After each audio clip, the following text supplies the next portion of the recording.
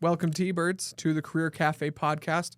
I'm your host, Bobby Hodge, and I'm here with my co-hosts, kicking off episode 1, Trekker and Karl. Thank you, gentlemen, for being here. It's good to be here. Nice to be here. Awesome. So really quickly. No, just nice. Just nice. I wouldn't go with that. We'll see in a minute. We'll see how great this season is going to be. Fantastic. Season 2. Season 2 of the Career Cafe, where we don't drink anything from a cafe. We are just a coffeeless cafe. Solo cup. Really quick, brief recap of season 1.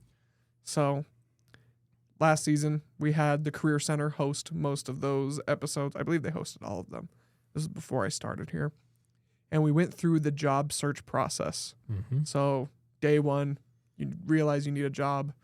What do you do? To the final day of how do you negotiate your salary, every step in between. Yep. It was really interesting. It was fun. Yeah, I love the, I'm not a very good interviewer. The interview skills were highlight for sure. That type of thing, especially having a self-confidence when you go into an interview, that's kind of what seals the deal. That was a highlight for me from season 1. Yeah. Well, I think, to address the very basics that most students have coming in, how do you do it? You don't get taught very often, how do you write a good resume? How do you interview? How to prepare for an interview? What's the application process look like? What do employers look for? And so it set the table really nicely to advance the discussion, which we'll kind of look at this year with some of the guests that we have. Yeah. Good lineup. Season 1 is actually, I can thank season 1 for being able to sit here right now. Season 1 came out and was released while I was applying for this current job. So not too often do you get to listen to your hiring manager talk about what they want to hear in an interview or what they want to see on a resume. So I remember listening to the final episode of how to negotiate a salary going into my final interview. But I'm here. Yep. Here we what are. Matters. Yeah. So season 2, we've already filmed a couple of episodes. So I'm excited. We have some really good guests. Trekker and I met with Jamie Shaw. Jamie's great. She's awesome. She had some really good insights and a lot of experience that, I don't know, when you grow up in a small town, live in a small town your whole life, you don't imagine becoming director of operations for a multinational company. She's a big deal. She is a big deal. She has a huge resume. World traveler for work, has had a hand in many of Olympic events across the world, states games, country Olympic style games. And other than that, just a great person and an alumna of SUU, right? Yeah. She's wonderful. And then Karl, we met with Tommy Gilmore from Noisy Bird Marketing. Right. I think he's going to be awesome. That's a long episode. It was. Very worth it, though. Yes. I mean, a lot of interesting points of view, coming from someone that was kind of unsure of themselves, where do you want to end up? And then life hits you and kind of forces you into making some different types of decisions. And so it's an interesting conversation to see how he ended up, starting his own company. Yeah. And the role that, his background as a student here that helped lead him down that path. So it's a good. Yeah, I think it'll be a good contrast from season 1, where season 1, it's pretty cookie cutter. It's what you expect. If the journey goes perfectly, these are the steps that you take. But some of our guests, they highlight that not everything always goes to plan. Most everything does not go to plan. Right. Yeah. But you have a plan, and you just keep taking that step forward. And still the skills from season 1, right? I mean, it does. It prepares you, sets the table, helps you navigate through the process. And so I guess in season 2, we'll kind of go beyond just that process and look at kind of how life kind of helps you apply the processes. So, I mean, Sierra that we talked to, she started working summers for the national parks and decided that really was a lot funner than some of the courses she was taking there. So she merged the two together and gave us a really fun kind of career journey of hers. So yeah, very good. So I think it'll be good for our listeners to, tune into the following episodes. Today really is just going to be a little kickoff of maybe why they should listen to us. So, wow. I mean, I'm excited to hear that. Tell me about you two, Trekker. What do you do? Bono's Two awesome. of us collectively. Anyway, what do you want to know? Let's start with, what do you do for SUU? I work. My name's Trekker. I work for the university. That is what I do. I work in the Alumni Relations office. I mainly manage our data for our alumni. So a lot of lines on spreadsheets, but for some reason I enjoy it. I'm an alumni of SUU as well. Great place. When I came to school, I guess I knew I never wanted to leave because here we are. Right. And you're the same way. I think it just took you a little boomerang effect. I had to wander around a little bit to find my way back, Yeah. But of course, when I was here, now it's the sheep are the big thing, going down that way. When I was there, it was dinosaurs. But So, so I'm the assistant director, Karl Rostron, assistant director of career services over employee relations. So I work with employers to get them on campus so that students can meet them, learn about the companies they represent and what they do, help them find part-time jobs while they're here, internships, and then, of course, the big goal, help them find that lifelong career goal of theirs. And so it's fun. I get to work with a lot of employers, a lot of alums. We cover from Vegas all the way to Salt Lake to try to find, and even north, trying to find employers to come on campus. And it's amazing to see the willingness. Oh, yeah. Especially amongst alum. To come back and give back to campus. And so we want to kind of merge that excitement that students have with the excitement that alumni have to come back, and also employers. I mean, they have a real need, and we're an important part in helping them, meet their needs. And so it's not just a gimme, right? They're not. Right. I mean, as much as alums love to give back to the school, they do have jobs that need to be filled. Exactly. Yep. Yeah. And we want to help students learn about them. Sometimes, career fairs that we do, one of the things that we do a couple of months before graduation, all of a sudden, students are panicking if they don't have a job. If they already have a job, they're already kind of moved on. And so we want to help introduce students to employers that sophomore and junior year so that they can make informed decisions, so they can be excited about that senior year. They know the goal they're working for. They've learned about the companies and the different things that they have, because it goes so far beyond Coca-Cola, all they do is put brown stuff in bottles and then put bottles on shelves, and yet they have every job imaginable under that umbrella. And so sometimes students don't realize the types of jobs that are out there with the different companies. And so part of my job is helping them be exposed to the just variety of jobs, not just assume that because the company has a name that you recognize from a commercial on TV, that's not all they do. And so get your accounting degree. You don't have to go work for Deloitte, right? Right. You can go work in any industry. Anybody. Because everybody needs an accountant. Exactly. Everybody needs all sorts of work. Yeah. Awesome. Yeah, thank you guys. Carl's job's a little more interesting than mine. More than spreadsheets. There's still spreadsheets, though, right? There is. There's still spreadsheets. There's always spreadsheets. Oh, yeah. And I will hire somebody to do that. Okay. Well, let's get into some questions. This is the Career Cafe podcast. So let's talk a little bit career.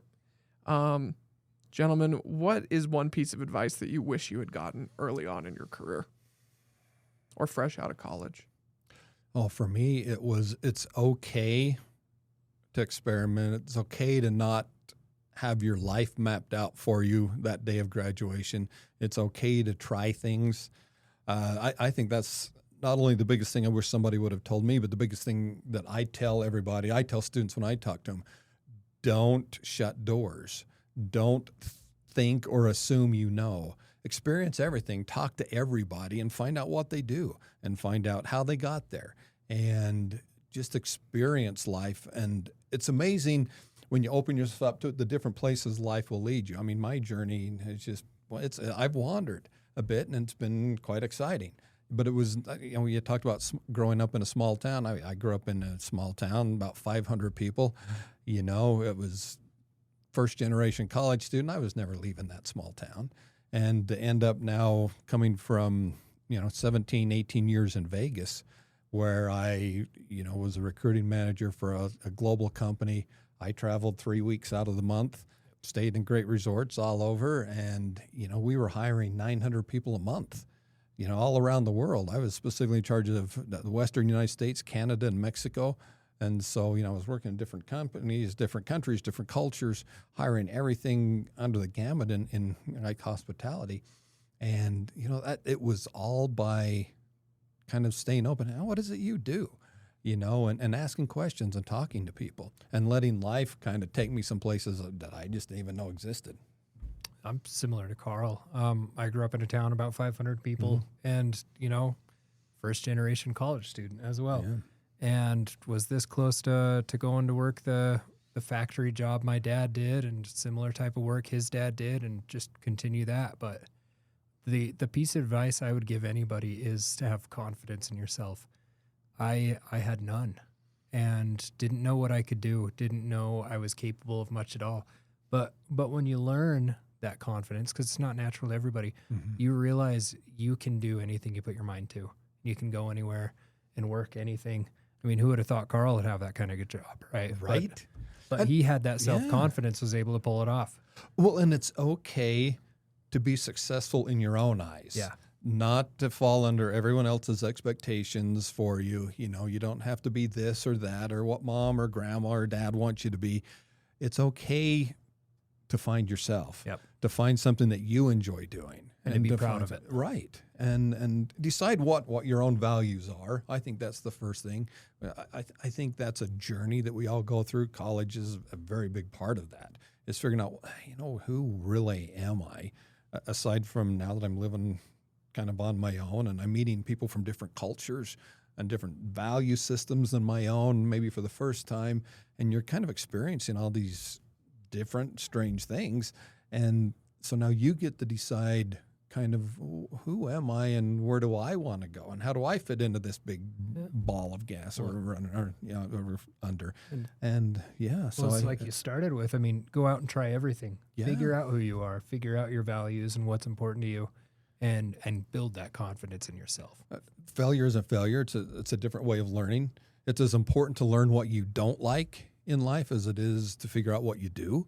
And you can't figure either one of those out without experimenting a little bit, trying it out and asking questions. Perfect. Yeah. So really quickly, we talked a little bit about, the journey takes you different places throughout your career. What were your guys' degrees in? And, do you use your degree now? Anything that you learned from it that you do still use if it's not related?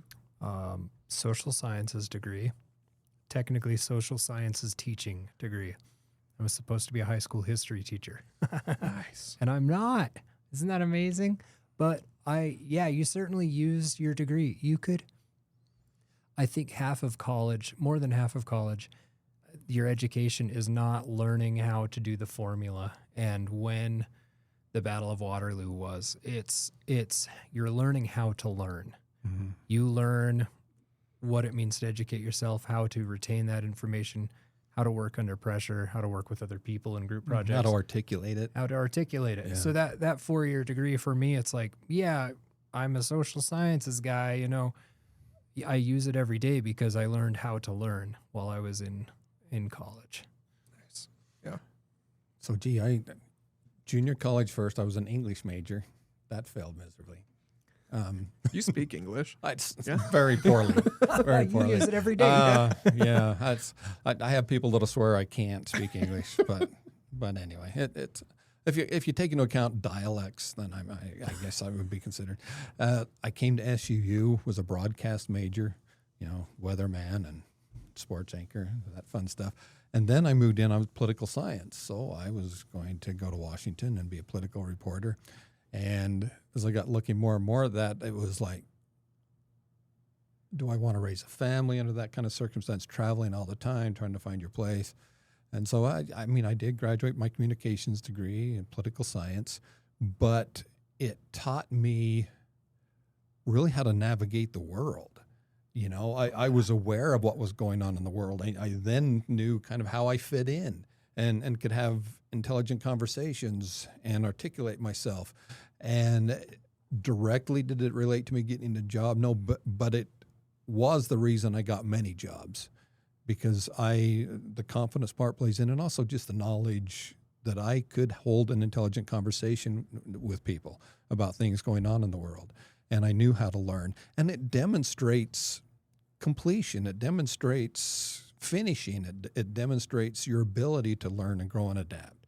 And some majors are very specific, and you're going to learn technical skills that you have to have, and they're going to directly relate to you getting a job. Others are more soft in the way that they relate to you getting a job.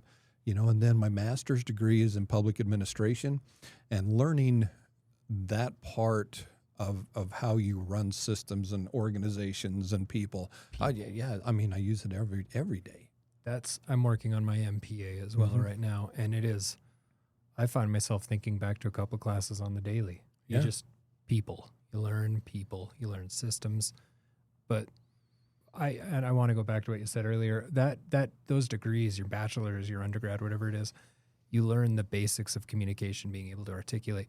And that makes me realize, as much as I hated generals when I was an undergrad, boy, I sure use them all the time now. I'm going back and some jobs you're in Microsoft Word, you're doing mailings, you're doing Excel formulas, you're doing those basics.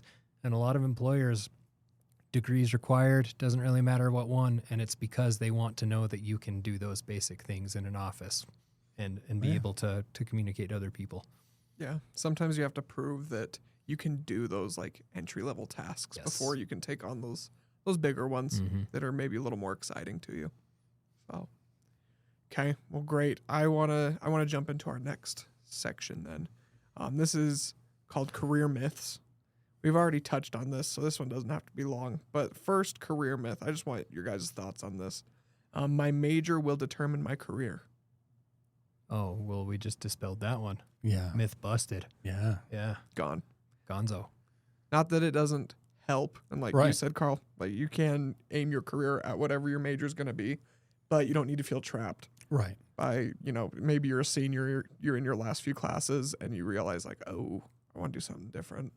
That's okay. Couple examples. Besides us, we kind of, my wife's a financial analyst for a big company. Does all their numbers, all their projections, everything.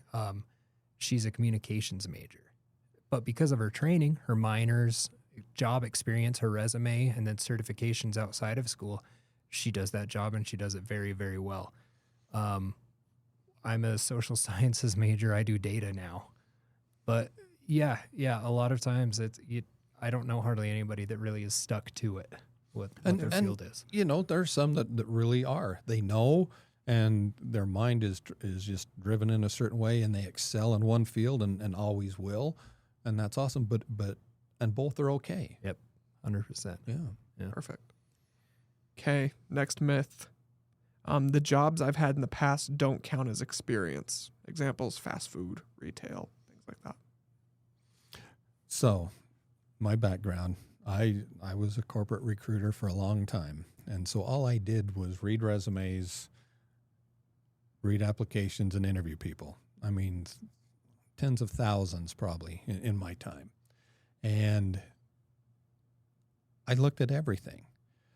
I would rather see, I went to work every day, I completed tasks, I excelled at whatever job I had at the time. Didn't get fired. Yeah, and was able to move forward rather than I sat at home, I'm holding out for management, and the progression in no matter what job you're in means more to me as an employer than I'm a manager and I'm worth it and I'm going to sit and do nothing until I get that. Demonstrate it, show me. And so, there's no unimportant job as long as you do it well and you apply and you treat it with dignity and respect and do it to your best. I've been offered so many jobs, and I've always worked 2 or 3 jobs. I'm hyper. I like to work. And so, I've worked what people look at and say, well, that's kind of a meaningless job, menial tasks. And yet all of one, I was offered promotions at them, even though it was my part-time job, because I worked. Mm-hmm. And so there's no unimportant or less than job. Oh, the world needs bridge builders and ditch diggers, does it not? Yeah. But it's really what you take from that. Right. If you're a Subway sandwich artist, what matters is, hey, maybe you're just filling the gaps between your real job, but You're showing up on time. Yeah. You're completing the tasks, like you say, but you're also pulling some meaning from it. Like, Wow. I didn't just stack meat on a bun. You know, I was leading. I was improving systems. I made my workplace a better place. Here's how. Dealt with And customers. demonstrating it. Yeah. Solved problems, whatever it is, but pulling meaning and then being able to articulate it into your resume, if that's the case. The real thing that changed my opinion on what we would consider those menial jobs or whatever, when I had the chance to work for the Olympics in Salt Lake in 2002. I was one of the directors of the Olympic Village. And one of the big things at the Olympic Village was the McDonald's all-world team. And the McDonald's at the Olympic Village, it was pretty freaking awesome, I can tell you that. But it was made from people that worked at McDonald's from all over the world. It was a big deal for them to get to that point. And to see the professionalism that they brought to work, the attitude that they brought to work, and they were at the Olympics. You know, they were giving sandwiches to gold medalists, you know, and coach people that we all knew and see on TV every day. And talking to the managers there, that was like their goal. And they made good money.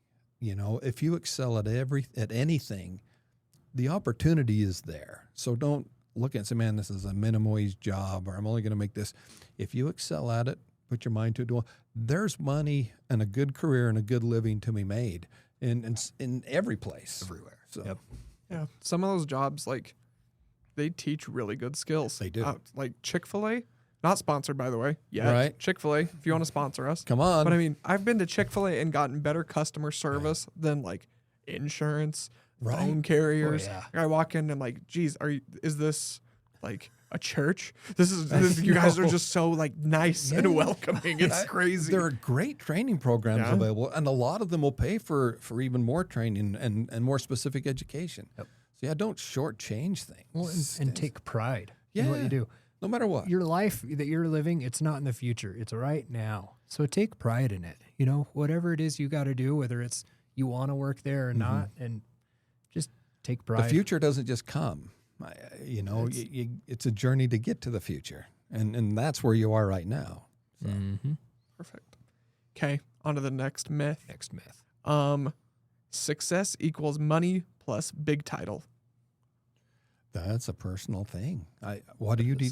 What's your definition of success? I have a good buddy from the Democratic Republic of the Congo, central of the African continent, right?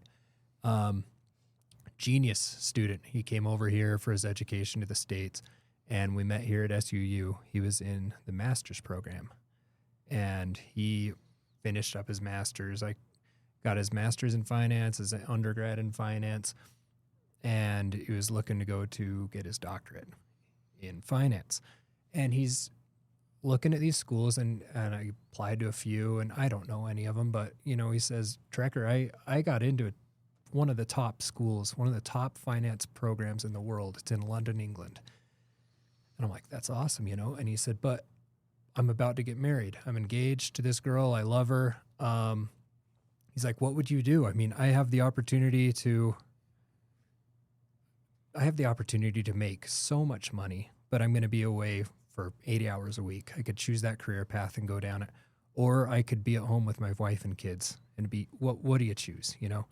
And it comes down to your personal definition. Mm-hmm. I know plenty of people who find success at work, name, title, money. I'm not one of those people personally. I want to find a job that I can leave at 5 o'clock, get home to my wife and kid every day. You know, that's where I find joy. And spend weekends out kicking the dirt, looking for rocks, looking for trilobites and arrowheads. Yeah. I'd rather do that than an office. But again, it's okay if you want the other one too. One of my bosses, I remember he walked in the office and he said, well, today was an okay day. I just made $52 million. And he did. He personally, on a sale, made $52 million.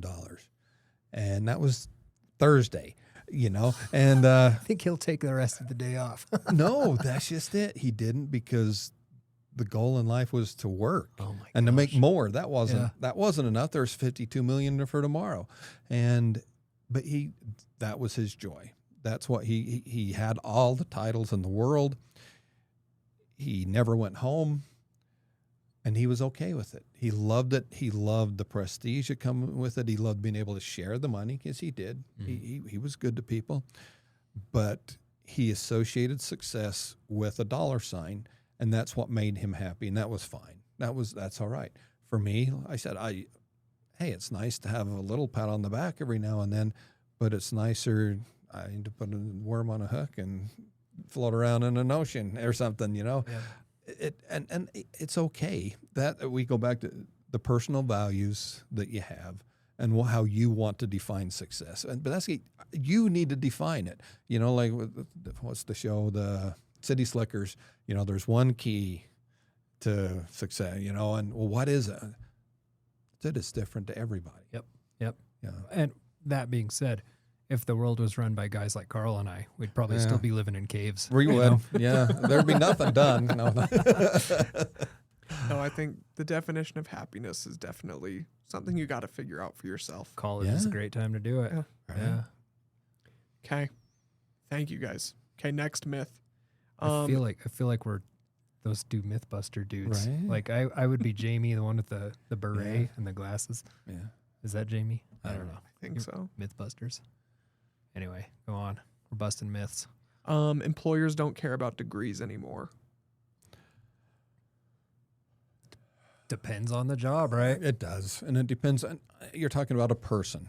And so when you say employer, if it's an employer that worked his way up and didn't get a degree, then he may not value it as much as somebody that worked through that degree and realizes what it took to get it.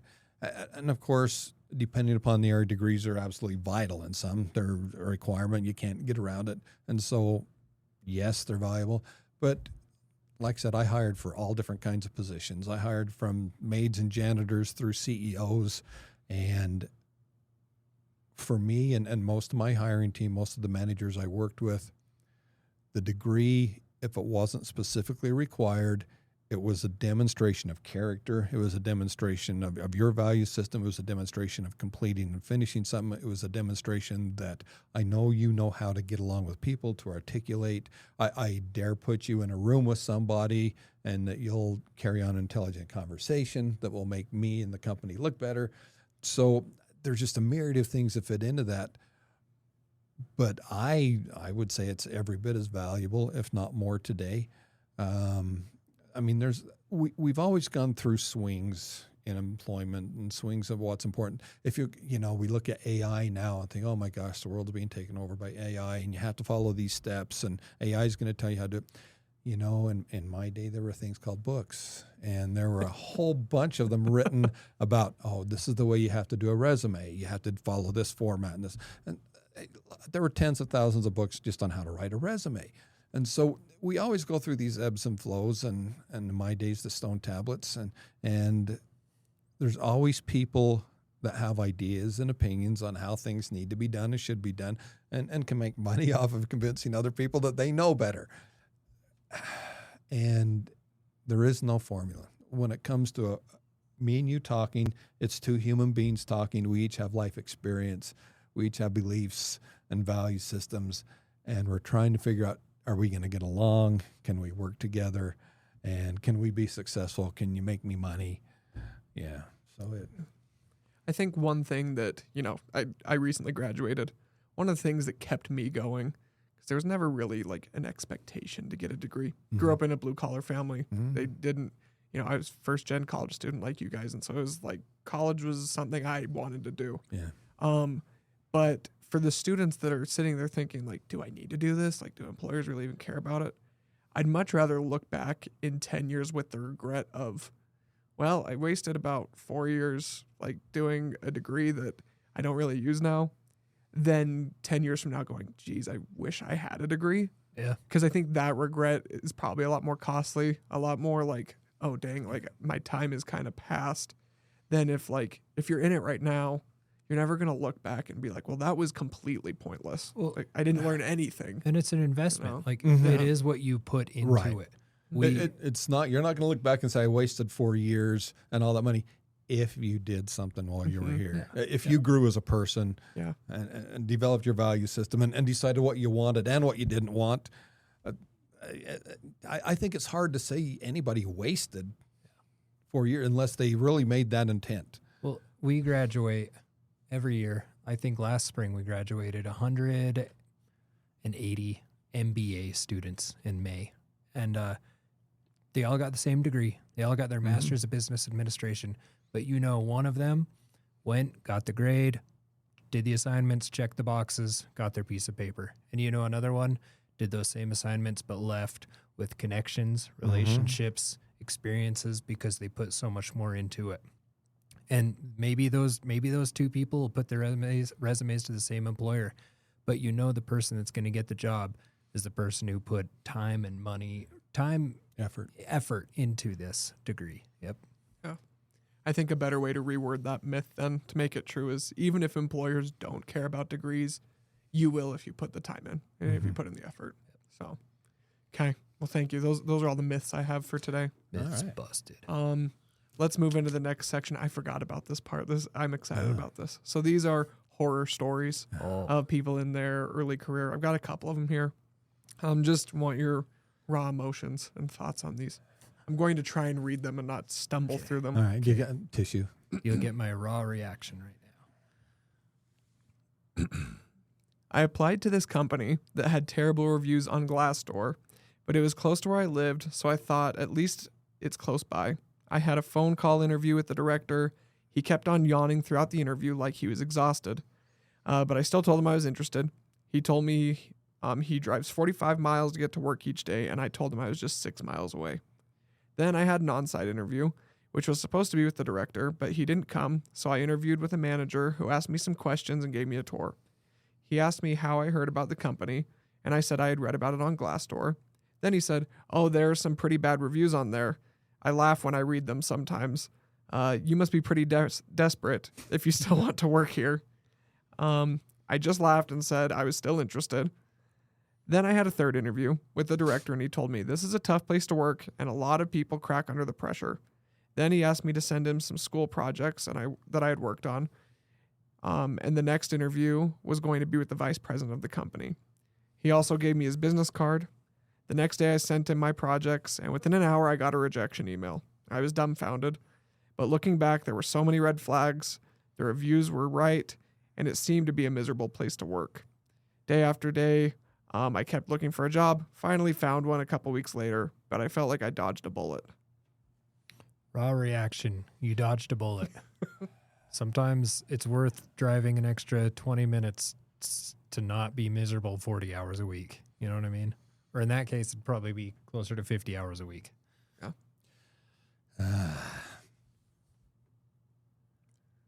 Don't always believe what the internet tells you either. Yeah. Glassdoor. Okay, you had to mention Glassdoor. I know. You're probably going to get just the negatives on there, right? Yeah. Right. That's Negative true. people voice themselves more than positive people, but also Glassdoor for employers. Pay them money, get on their subscription service, and they remove all the negative reviews and only put positives. Are you whistleblowing Glassdoor right now? I am. Are we going to get a cease and desist? I hope. No. That was a big shock to me when I met with the reps, and they say, "Hey, well, just take all your negative stuff off for a certain amount of money." And so the main point isn't to bash on Glassdoor or any other. It's that people can put anything they want on the internet. So personal stories, take them for what they're worth. Did they have a negative experience, and will that transfer onto you? Do your own research. Find out about don't avoid red flags, obviously. If you've talked to 5 people and they all hate it, there's probably a trend there, right? Yeah. Well, I think he did it the right way. It sounds like. I mean, the story would have been a lot worse if it was, I read that there was a company that had bad reviews on Glassdoor, so I didn't apply. Yeah. And that's it. And, sometimes, we talked about with Tommy, life happens and you have to take a job. It may not be your dream job or even one that you like, but you have to live.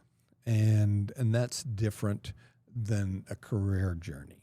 You've always got that career journey, but sometimes there are those detours where you just have to survive for a little while. Got to pay the bills. And so don't confuse the two.